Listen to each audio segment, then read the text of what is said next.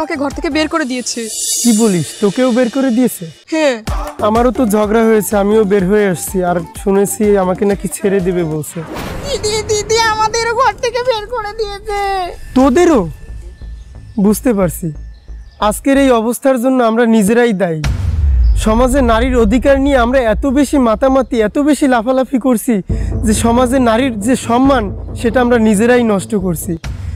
দেখ, আজকে মানুষ সমাজে আমাদেরকে নারী বলে মনেই করে না। তারা মনে করে এখন আমরা অর্ধেক নারী অর্ধেক পুরুষ। মদ্দা মনে করে, মদ্দা। আসলে একটা ব্যাপার কি জানিস, সমাজে নারীর সবথেকে বেশি অধিকার এবং সম্মান দিয়েছে ইসলাম। আর আমরা সেই ইসলামের বিরোধিতা করেছি এক পর্যায়ে। আর এই কারণে আল্লাহ পাক আমাদের উপরে আজ নারাজ। না হয় দেখ আমাদের আজকে এই পরিস্থিতি। পাশাপাশি দেখো, পুরুষের সাথে সমান অধিকারের প্রতিযোগিতায় নেমে আমরা আমাদের নারীত্ব হারাচ্ছি। দিন দিন ডিভোর্সি মেয়ের সংখ্যা বেড়েই চলেছে। শুধু তাই না, রাস্তাঘাটে মার হইলে মানুষ সিসি করে। এজন্য দেখেন না, মাস্ক পরে বেরোইছি যাতে মানুষ না চেনে। তোরা একটা কাজ কর, যে যার সংসারে ফিরে যা। বাবা মায়ের কাছে, স্বামীর কাছে, শ্বশুরের কাছে হাত পা ধরে মাপ চা যে আর এই ধরনের ভুল আমরা করব না। আমরা ঠিকমতো সংসার করব, সংসারে মনোযোগী হব, আমরা স্বামীর কথায় চলবো।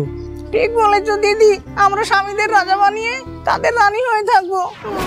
তাহলে চল আমরা যে যার সংসারে ফিরে যাই, সুখে শান্তিতে বসবাস করি। তাই হোক, চলো।